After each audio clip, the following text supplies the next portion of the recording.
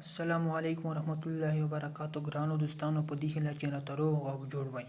بعضو دوستانو د تلیفون د امنیت په باره کې پوښتنه کړې وه چې مونږ ډیټا سکیور ده او که نه ده سکیور.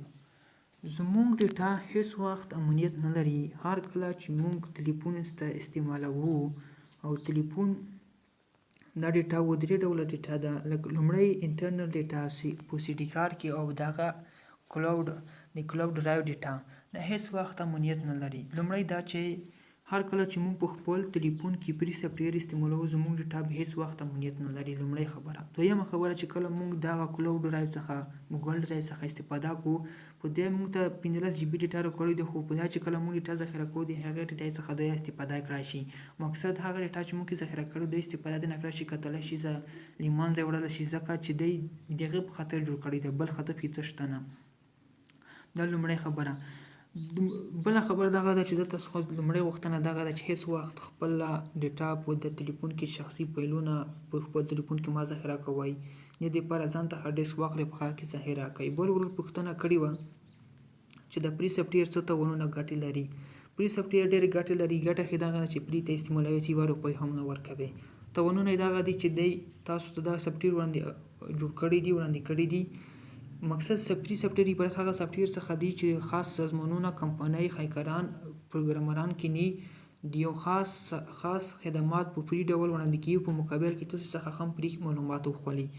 مقصد که چېرته موږ دا ځپیا استعمالوو فری سافټویر د 1 روپۍ مو نه ده ورکړي.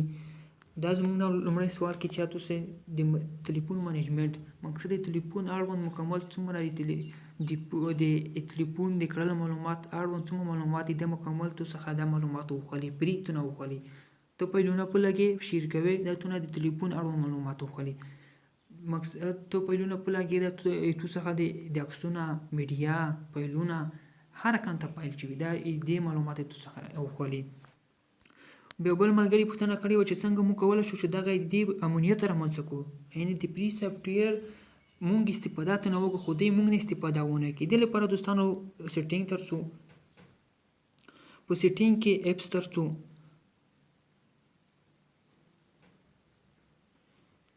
لږ صبر ورته کوو دوستانو چې کله خلاص شي. هر کله چې اپس ته راغلو د ځپې مثال مو درکړو، مکمل اپلیکیشنونه یو مثال لري. هر تاسو مکمل دا څومره اپلیکیشنونه دا کې تاسو چې ګورئ دا به ټول همداسې تاسو استفاده ورڅخه کوئ، داسې دا ډول تخنیک ورسره استعمالوئ.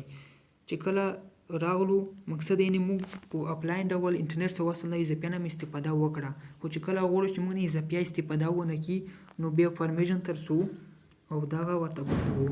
چې کله مو دا ورته بند کړ، چې کله موږ انټرنیټ څخه وصل شو نو دوی د ځپیا نشي کړی چې موږ معلومات مقابل سرور ته ولګي یا مقابل هیکر ته ولګي.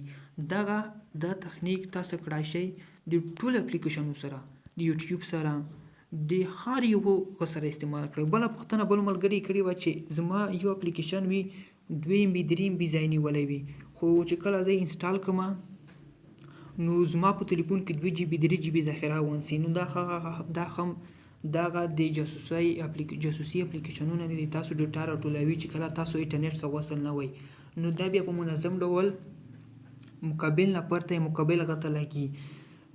موږ څنګه کولی شو دا اپلیکیشنونه معلوم کړو؟ دې اپلیکیشنونو معلومولو په خاطر همدا طریقه ده. تاسو به سیټینګ ته لاړ شئ. په سیټینګ کې به تاسو چې وکړئ اپس ته لاړ شئ. په اپس کې هر اپلیکیشن مقصد تاسو یو کلیک وکړئ. زه مثال درته ښیم. تاسو به سټوریج ته لاړ شئ.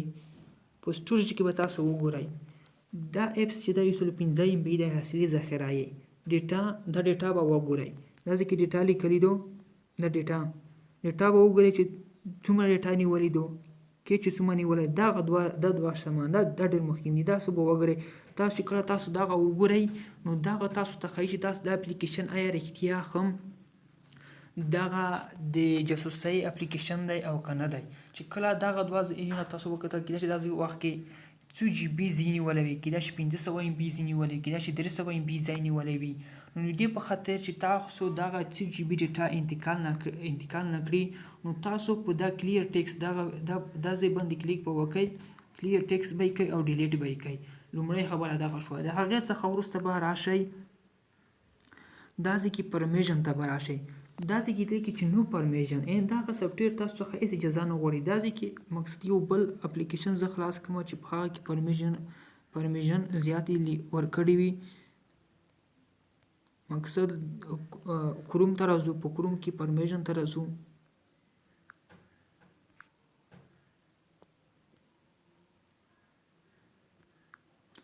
مقصد دغه ځای کې زیات پرمیشن لري، یعنی کمره تا کړه چې د کرومي تو کمرې څخه استفاده وکړي. کنیکټس ټلیفون نمبر نشي کتای، لوکیشن دی کتای شي، مایکروفون یعنی ست چې غږیږي ویډیو معلومات ټول لیدای شي.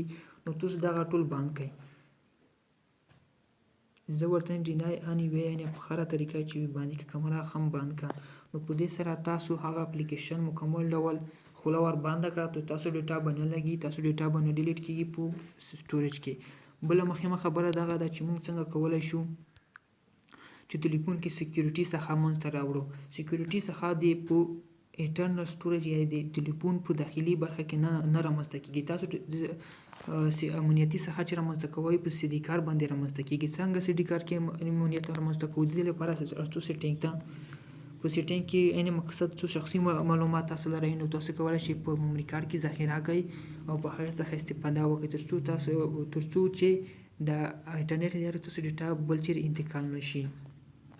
چې کله راغلو مونږ په دې ځای کې سکیورټي ته راشو. سکیورټي دغه باندې به کلیک وکړو. چې کله سکیورټي باندې کلیک وکړو نو په داسې کې مونږ ته خلک دي ډیکریپټ سی ډي کار. د سی ډي کار انکریپټ دا ما خپل سی ډي کار انکریپټ کړی. تاسو به انکریپټ کړئ. داسې کې به لومړی پاسورډ ورکړئ، پاسورډ څخه وروسته به بیا انکریپټ کړئ. 10 منټه 12 منټه 13 منټه وخت نیسي، تاسو ډیټا به محفوظ شي هغه په پاسورډ مربوط. نو تاسو ډیټا به څوک نه انتقالوي نه به ډیلیټ کیږي. که بیا نه غواړئ چې تاسو سیم کارت څه شي امنیت یا پاسورډ ولري نو تاسو بیا ډیکریپټ کړئ. داسې کې چې ما کوم غچ کړی دی دا ځکه تاسو ګورئ دا ځکه ډیکریپټ لیکلی دی. زه نه غواړم چې خپل سیم کارت ډیکریپټ کړم ځکه بیا زیات وخت نیسي. دغه د پوښتنې حل شو. بله پوښتنه ملګرو کړې وه چې بعضې اپلیکیشنونه چې دي مونږ ورته پرمې ته ډکوو 15 افغانۍ مونږ ته راکوي، 10 افغانۍ راکوي. ما په اعلاناتو کې لیدلی دي لیکلي چې په ورځ کې د 100 افغانۍ وګټئ 15 افغانۍ. هېڅ وخت اپلیکیشنونه مه انسټالوئ ځکه تاسو نه داسې معلومات غواړي درته وایي چې تاسو کور عکسونه راولېږه، تاسو د ستاسو د ګوتې عکسونه چې کوم ګوتې فینګر پرنټ دا داسې پسې ونیسئ.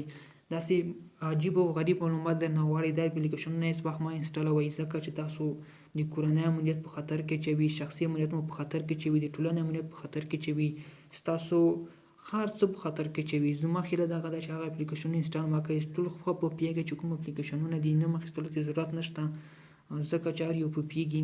نو هغې څخه استفاده هېڅکله مه کوئ، ستاسو امنیت په خطر کې اچوي او ستاسو ډیټا ورکوي. دغه سکیورټي چې ما تاسو ته وښله دغه یوازې تاسو پورې اړه نه لري، دا مکمل د ټولنې مکملو وګړو معلومات راټولوي. دا اپلیکیشنونه چې موږ تاسو استعمالوو پرې دا مکمل د یوې ټولنې د وګړو معلومات راټولوي، مکمل یوې ټولنې معلومات ذخیره کوي. بیا د هغې ټولنې اړوند دی دا معلومات چې کله راټول کړه دا بیا دی تحلیلوي، انالایز کوي، بیا دی د دې معلومات اړوند خپلې پرېکړې خپل پلانونه سنجوي بیا عملي کوي. په دې هیله چې تاسو دا معلومات څه پوهه مو ترلاسه کړې وي، څه لږ څه مو معلومات یې حاصل کړي وي. په دې هیله چې تاسو د ستړیا سبب ګرځېدلي نه وي.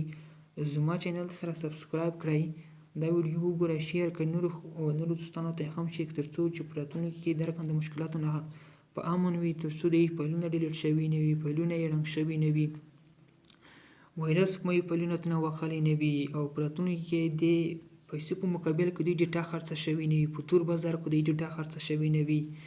نو هیله ده چې خوښه شوي به مو وي. دعاګانې کوئ، په دعاګانو کې مو یاد ساتئ. د الله په امان.